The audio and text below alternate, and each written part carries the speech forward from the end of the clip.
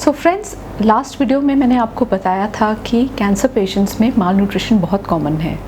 साथ ही ये भी बताया था कि क्या वो कारण हैं जिसके चलते माल न्यूट्रिशन होती है। तो अब कैसे एड्रेस करें माल न्यूट्रिशन को ट्रीटमेंट के दौरान, ये आज थोड़ा सा आपको मैं टिप्स देना चाहूँगी। वो पेशेंट्स जिनकी रेडिएशन या कीमोथेरेपी हो रही है, ज़्यादातर वो प्रभावित होते हैं nausea, vomiting and loss of appetite से। तो इनके चलते पेशेंट को खाना खाने की इच्छा नहीं उठती है, या अगर वो खाना खाते हैं तो वो वॉमिट कर देते हैं। तो ऐसी सिचुएशन में कैसे टैकल करें इस सिचुएशन को, और क्या वो खाने की चीज़ें हैं जो इजीली डाइजेस्ट हो पाएँ। सो फर्स्ट ऑफ ऑल, अगर एक्टिवली वॉमिटिंग हो रही है तो एकदम खाना ना खाएं, बिकॉज आप वापस से उसको वॉमिट कर देंगे and that process will be vicious. आप रिपीटेडली वॉमिट करेंगे। तो जब एक्टिवली वॉमिट हो रही हो तो आपके डॉक्टर से जो सजेस्टेड मेडिकेशन है, पर्टिकुलरली वो जो मुंह में घुल जाती हैं, माउथ डिजॉल्विंग प्रेपरेशंस ले लीजिए, ताकि वॉमिटिंग की जो टेंडेंसी है पहले वो सेटल हो जाए। अगर वॉमिटिंग टेंडेंसी रहती है तो सिप्स में लीजिए। सिप्स में आप स्मूदीज़, शेक्स या जूसेस ले सकते हैं, वो इजी होते हैं डाइजेस्ट करने के लिए।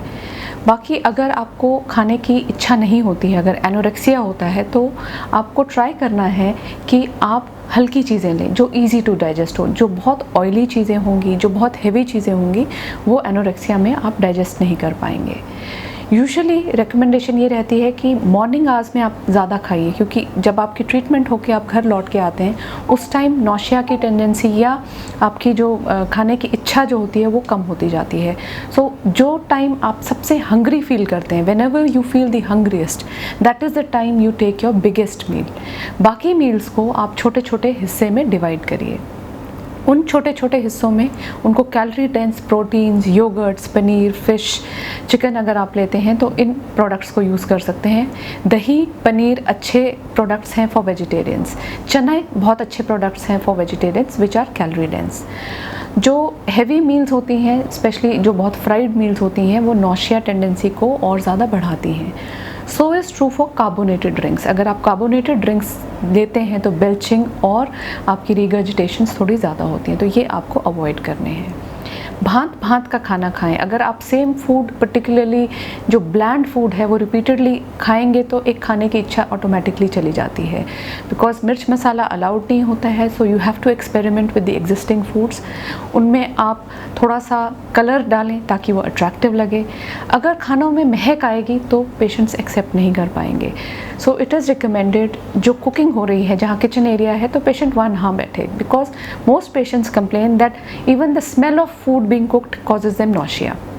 खाने को कवर्ड रखिए, स्मेल ताकि पेशेंट को ना आए। खाने से इमीडिएटली पहले बस खोल के तुरंत खा लें। अपीलिंग खाना फिर भी अट्रैक्ट करेगा। बहुत बार खाने का मुंह में टेस्ट नहीं होता, मुंह में कड़वाहट होती है, इससे भी खाने की इच्छा कम होती है। तो उसके लिए आप कुछ lozenges, lemon based lozenges, orange based lozenges या आंवला की जो लोजेंजेस आ सकती हैं वो ले सकते हैं, जिससे कि आपके माउथ का टेस्ट थोड़ा इम्प्रूव्ड रहे और एपेटाइट आपकी इम्प्रूव हो। मुंह का जो टेस्ट है उसको इम्प्रूव करने के लिए कुछ एडिशनल मेजर्स जो आप कर सकते हैं। Repeated mouth washing.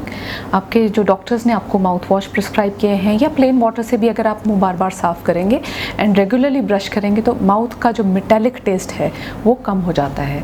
उससे भी थोड़ा खाना खाना बेहतर हो जाता है। बाकी इट इज़ सेड दैट अगर आप खाने को थोड़ी ज़्यादा देर तक च्यू करते हैं तो आपका टेस्ट थोड़ा सा बर्ड्स शायद ज़्यादा अप्रिशिएट कर पाएँ। तो ये एक एडिशनल मेजर आप यूज़ कर सकते हैं। वो पेशेंट्स जिनके गले में ट्रीटमेंट हो रहा होता है, कई बार सलाइवा अच्छा नहीं होता है, माउथ का सलाइवा थिक होता है या सलाइवा कंटेंट कम होता है, इसकी वजह से भी वो खाना नहीं खा पाते हैं।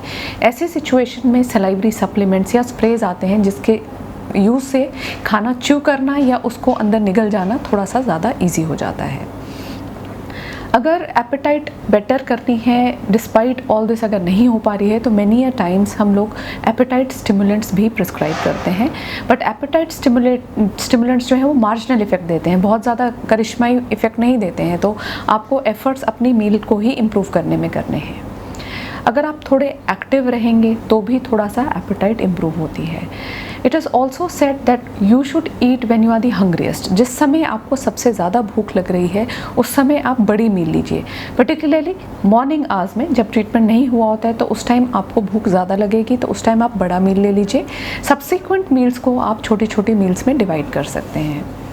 साथ ही साथ आपको ये भी ध्यान रखना है कि जब आप खाना खा रहे हैं, जब आप मील ले रहे हैं, तो उस टाइम आप बहुत ज़्यादा मील के दौरान पानी ना लीजिए, क्योंकि आपका पानी से ही पेट भर जाएगा। यूज़ लिक्विड्स लिबरली, बट खाने के दौरान नहीं। इन बिटवीन मील्स या पूरे दिन में छोटी छोटी सिप्स आप फ्लूइड की लेते रहिए, बट एपेटाइट इम्प्रूव करने के लिए ड्यूरिंग फूड ना खाएं। खाना खाते इमीडिएटली ना लेटें, बिकॉज अगर आप इमीडिएटली लेटेंगे तो एक फूड की टेंडेंसी होती है रिगर्जिटेशन की, उससे भी वॉमिटिंग प्रिडिस्पोज हो सकती है। तो बेटर है कि थोड़ा सा खाना खाने के बाद आधा घंटा तक या टहल पाएँ तो टहल लीजिए या अपराइट रहिए। आई थिंक ये छोटी छोटी टिप्स मैंने आपको दी हैं to tackle the food intake when you are having nausea, vomiting or loss of appetite during any cancer treatment. We'll discuss some particular things about when the treatment is going for the abdomen or throat in our subsequent videos. Thank you so much.